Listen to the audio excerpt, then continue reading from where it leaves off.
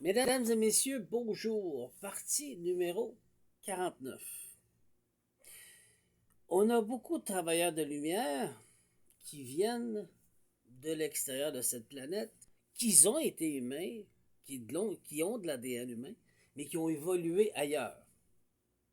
Puis là, je veux clarifier tout ça avec tout le monde parce que tout le monde est perdu. Même le gouvernement est perdu. Excusez, je ne veux pas insulter personne, là, mais vous en faites des cas majeurs.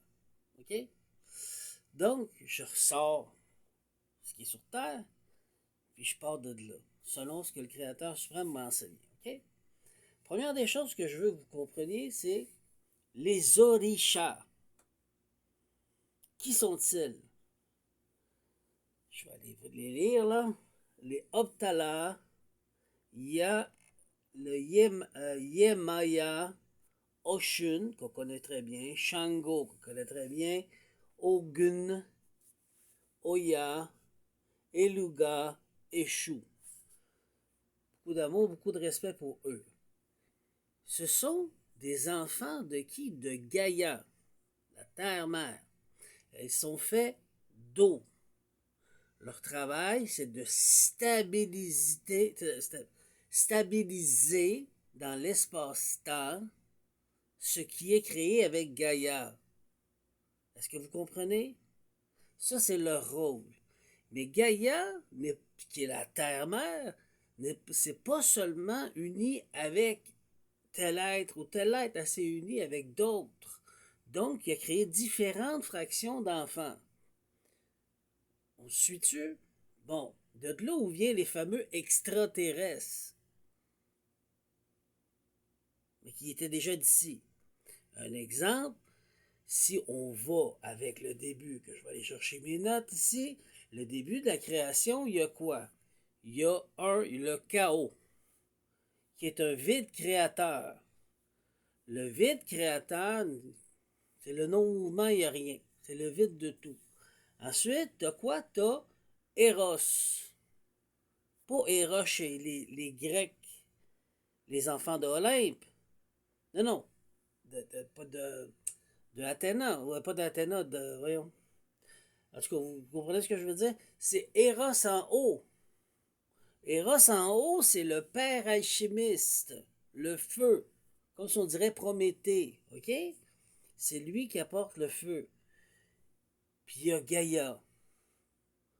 Puis après ça, il y a Uranus, qui est Gaïa, qui est notre mère, OK? Qui est la matière qui se structure. Uranus, qui est quoi? Qui est la lumière, le ciel et l'esprit. La voûte céleste. Notre voûte céleste, qui était Uranus. C'était le mari qu'elle avait choisi.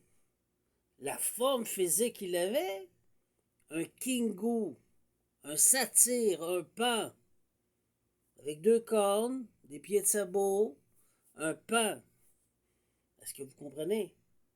Il a été tué, détruit par des Anunnaki. Il y en a qui sont bons chez les Anunnaki, il y en a qui sont méchants. Ils ont fait des erreurs. Enki est revenu avec sa sœur pour réparer ce fameux karma que Marduk a créé aussi. Et c'est pour ça que Marduk s'est isolé. Est-ce que vous me suivez à date? Ce sont des êtres vivant sur d'autres planètes qui sont venus ici. Mais il y avait déjà la création à Gaïa. C'était sa planète.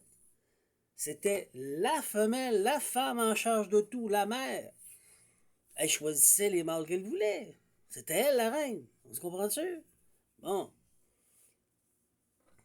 Donc, Enki et sa sœur reviennent pour réparer. Et c'est ce qu'ils ont fait. Ils m'ont utilisé pour réparer. Moi, je les ai aidés. Parce que je connaissais très bien Marduk.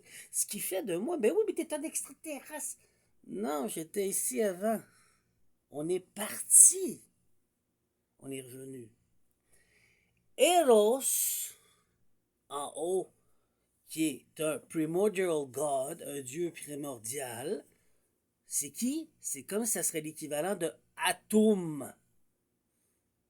Ah, oui, chez les Égyptiens, à Kemet, Amun, qui serait l'eau, Atum, qui serait le feu, et Ra, qui serait le grand tout.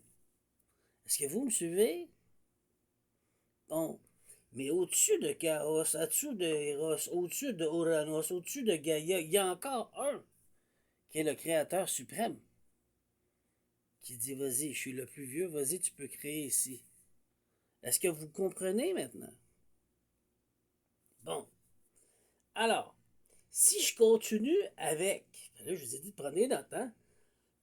Si je continue avec Gaïa et l'union d'Uranus, que Marduk a tué le dragon Tiamat, qui était qui? Gaïa, qui l'a enchaîné, il a tué sa force, son énergie vitale, la possibilité de recréer, l'erreur atlantidéenne avec les Lumériens. On se comprend-tu? Après, si je vais chercher quoi? Uranus est un Kingu. Il a pris le sang du Kingu, Uranus, puis il a créé l'humain avec. C'est dans nos veines. T'es un extraterrestre. Vas-tu te le rentrer dans ta tête, le cave? Attends, j'ai pas compris. Oui. Uranus était d'ici un Kingu.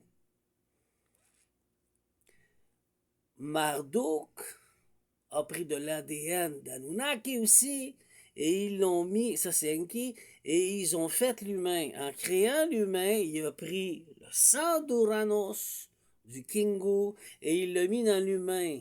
T'es un extraterrestre. T'es pas seulement un humain. La preuve est scientifique. Est-ce que tu me comprends? Comprends-tu, monsieur le gouvernement? Donc, des êtres évolués qui sont partis. Et qu'est-ce que les Égyptiens ont fait? Ils ont quitté pour revenir, pour réparer ce qui est arrivé avec les Anunnaki. Parce qu'avant la venue des Anunnaki, il y avait d'autres êtres qui vivaient ici, venant de Sirius. Donc, est-ce que vous me suivez? Qui ont créé, qui ont fait, qui ont rapport avec les œufs cosmiques, les Nagas, la grande-mère, si vous voulez, Nagas. Oui, moitié serpent, moitié humain, là. Ce sont les Nagas qui font l'œuf cosmique. Et les œufs cosmiques qu'on parle, comme j'ai reçu l'œuf cosmique, comme Sobek, Osiris, j'ai reçu l'œuf cosmique, mais c'est les Nagas qui ont préparé ceci, et c'est la mère de Aset, Isis, la Vierge Marie. Est-ce que vous me suivez? Bon, je vous ai écrit une série qui disait le retour d'Ilfildor, et je vous ai expliqué qu'est-ce qui s'était passé à Babylone. Gilgamesh, qui est Nimrod. Gilgamesh est un titan géant qui est Gilgamesh, qui est Nimrod. Prenait toutes les femmes des humains, parce que lui était humain, mais il était barbare, et avant leur mariage, il les prenait au lit. Un jour, venu la folie, il a décidé de prendre une grande prêtresse, Aset, Isis. Ah, et ça l'a créé quoi? Horus. Ça, c'est dans la version égyptienne. Mais dans la version chrétienne, ça l'a créé qui? Faut-tu que je vous le nomme? Bon, un homme qui est extraordinaire, mais qui a été rejeté parce qu'ils ont violé sa mère. Et Gilgamesh est devenu, si vous voulez, entre guillemets, le diable. Est-ce que vous me suivez? Donc, je pourrais aller plus loin, mais je crois que c'est pas pire. Vous comprenez beaucoup de choses. Après ça, il reste Chronos, qui est l'espace-temps. Puis après ça, on tombe chez les Olympes, les Grecs, qu'il fallait qu'ils vivent eux autres ici. Mais où ont été Kemet? Extraterrestres, sont partis.